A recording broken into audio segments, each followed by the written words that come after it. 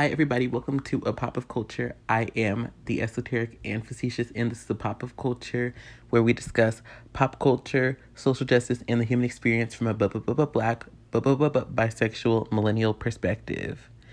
Today's topic is going to be hypothetical situations and shadowboxing on social media. Before I get into the topic, I want to advertise my cover channel. I sing, so I do covers of throwback R&B, contemporary R&B, and pop music, whatever I'm feeling, whatever you're feeling. So definitely feel free to check that out. Feel free to like, comment, and subscribe on this channel, on that channel, and share this video so we can all get down with the conversation. So with all that being said, let's get into the conversation. So basically what we're going to be talking about is I saw a post where basically somebody was saying that a lesbian on TikTok was apparently being attacked for saying that lesbians don't have to be attracted to male parts or whatever. And I wanted to get into this because basically there is so basically what do I mean by shadowboxing? So from what I've read online, it appears that shadowboxing is basically when somebody who is boxing is basically preparing for actually fighting somebody by attacking a imaginary enemy or an imaginary opponent. And basically what I feel like I see a lot on social media is a lot of times I see people basically shadowboxing these hypothetical situations that most of the time aren't necessarily happening or based in reality. So one of the things that I see constantly online is basically, in order to exclude trans people and to discriminate against trans people, we see a lot of these narratives where transgender women who are assigned male at birth, who identify as transgender women, who identify as lesbians, who want to date women and have intercourse with women, basically, we are seeing these narratives that these trans women are basically these lesbian trans women are trying to force lesbians to have intercourse with them and to have intercourse with them pre them having bottom surgery if that's something they desire. And my thing is, here's the issue I have. Basically, there are probably a percentage of trans women who identify as lesbians who would like to have sex with their partner without having bottom surgery. But I guess it is likely that there is a percentage of transgender women who identify as lesbian who would like to have sex with their partners without having bottom surgery.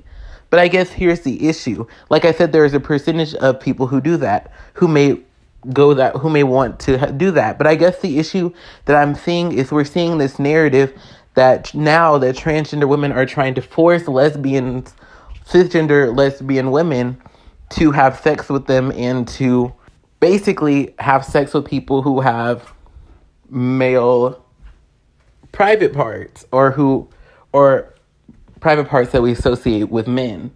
And here is the issue I have. What we are seeing is basically this villainizing of trans women. It's the same thing that we saw with the bathroom debate, where basically we're like seeing people who are trying to claim that transgender women are actually just men who want to violate women in the bathrooms. We're seeing the same argument being made, but it's just being made outside of the bathroom now and in a dating lens. And here's my thing. And this is something that, if you want to act like I am cisgender male, I'm a cisgender male, so I can't speak on the trans experience. But one of the things that I constantly see is several people like Cat Black who basically will say that they, as trans people, don't want to be where they're not wanted. They don't want to be in relationships or situations with people that they don't want.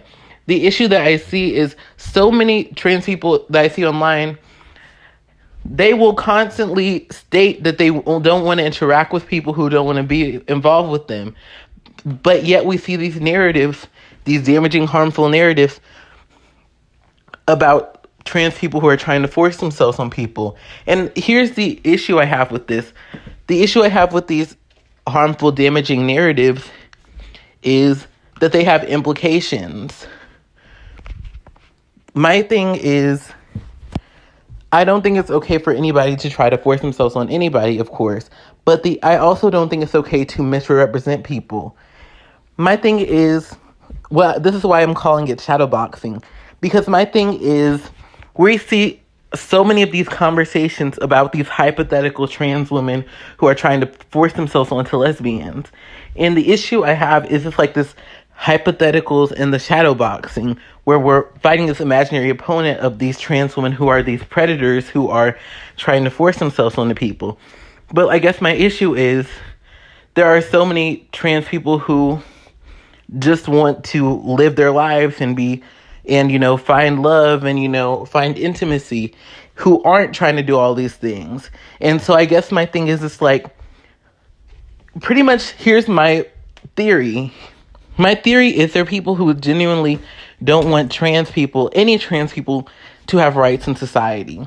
And my theory is, in order to stop trans people from having rights in society, there are these people who will perpetuate these narratives, like the bathroom narrative of these and that's not to say that transgender people can't be predators, but the thing that I'm saying is, it's not about whether, like, for example, even black people. There are black people who can commit violent and heinous crimes, who are gangbangers and things like that.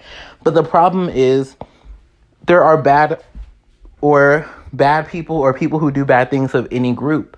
But the problem that I see, especially when it comes to narratives about trans people, is we only look at the narratives of the bad people, or of the hypothetical bad people who are the worst of the worst. And we use that to try to characterize the people as a whole. And I guess for me, like, it's just, for me, being very real on social media is very draining for me to continue and to just exist on social media, because I keep hearing in, like, this stuff, like, I think her name's Ariella or Ariel Scarcella. She's a lesbian YouTuber who basically has tried to claim that, like, that she's been shut down and that she's walking away, even though she herself was never that liberal to begin with, other than herself, or, leftist to begin with, other than her being lesbian and posting videos about being lesbian. I guess my concern is pretty much, like I said, is trans people deserve to have rights. They deserve to feel safe and be protected and not have their lives at risk, especially trans women of color. So I guess the problem that I have is basically when people want to speak on trans issues, especially people who are not trans and people who are anti-trans, they want to speak on these hypotheticals, these worst case scenarios, these things that are not necessarily, like, they want to shadow box and they want to talk about this alleged situations. And if there are lesbians who have been made to feel like they should have pressure to have sex with people who have private parts that are associated with men, then that's not okay. But I guess the issue I'm seeing is this is covert transphobia. Like, what I'm saying is I'm not saying that it's okay for somebody to pressure people to sleep with them. That's not what I'm saying. But what I'm saying is pushing a narrative that a certain group of people are pushing themselves on other people is not okay either. Because we're ignoring the facts that there are plenty of trans women who, like I said, they, like earlier with what Cat Black said, who don't want to go where they're not wanted. I think it's transphobic and it's problematic just to push this narrative that trans people are just these predators who just want to be in these spaces that they're not wanted. And I'm going to continue speaking on that through another hypothetical shadow boxing situation that we see, and that is this debate, the femininity debate that we've seen with YouTubers and such.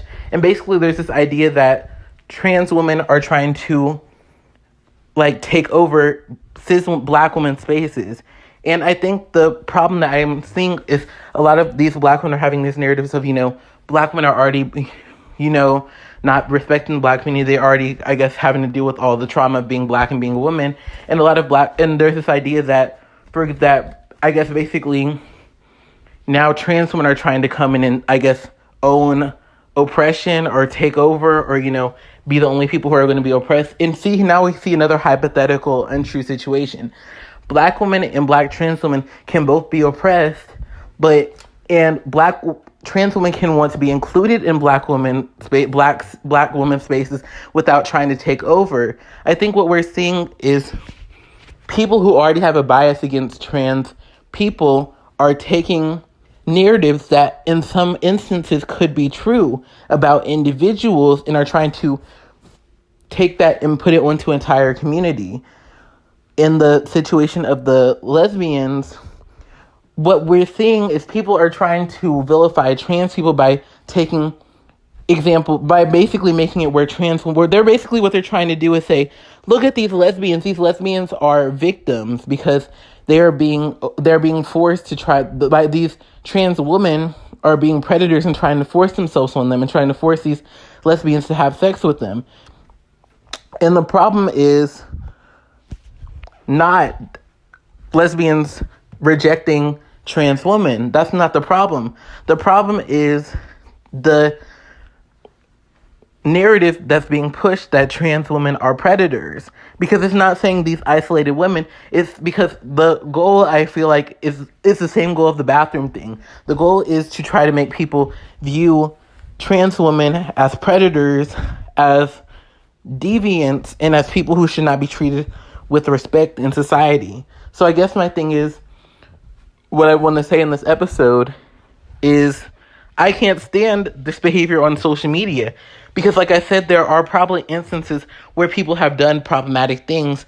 But the problem that I have is what I'm seeing on social media, what I'm seeing so often is these shadow boxing things where we're not getting, for example, like a trans woman who is a lesbian who isn't black. We're not getting moderate people. We're not having a full-fledged conversation about where we're going to take some lesbians, cisgender lesbians, and transgender women who are lesbians, and having an honest conversation about who does and who doesn't want to have intimacy with people who have private parts that are traditionally found on a man. We're not having that conversation. We're only having this theoretical conversation about these theoretical predators. And like I said, I'm not saying these predators don't exist. I'm not accepting their behaviors. But what I'm saying is we're creating this hypothetical argument. We're creating this straw man argument of these big bad trans people who need to be shut down, rather than actually having a conversation about creating space for trans women in lesbian spaces and creating space for cis women to have without feeling the need to submit to trans women. So I guess for me, what I just wanted to get through in this episode is just shadow boxing with hypothetical arguments or arguments that purposely misrepresent people is not effective. Because, like I said, we're not talking about trans women and who are lesbians finding their space within lesbian communities and giving cis lesbians space to exist. We're just basically creating another narrative about how trans women are predators, and I guess whoever the powers that be are, and they're basically making life for trans women worse by making it seem by trying to basically create a wedge in the LGBT community between lesbians and trans women who are lesbians. And even, I guess, there's another wedge that's going on with black women, because now there's this wedge because there's this narrative that's saying that black women and black cis women and black trans women can't coexist together. Thanks so much for watching. I do think it's unfortunate that these kind of shadow boxing things exist, where we're kind of making these hypothetical things that are making realities worse for real everyday people who haven't done anything to cause harm. I think it's important for us to call out bad situations and bad incidents, but not try to characterize incidents and people, as the whole. So thanks so much for watching. Have a wonderful day. And, if you enjoyed this video, definitely give it a like. Also, comment, your thoughts on this whole situation. Also, make sure to subscribe if you want to see more content like this. With that being said, if you enjoyed this video, then, keep watching. Look to your left. There is a playlist of all of my video essay podcasts. There's a button in the center to subscribe if you haven't had the chance to subscribe. In the right is a video playlist of all of my covers. I also have a cover channel, as I mentioned earlier, so feel free to check that out. Love y'all. Bye-bye. But if you want to support the show, my Cash App is linked below, so feel free to do that as well. All those who choose to donate, which I greatly appreciate, will be featured in the credits of all of my videos on both of my channels.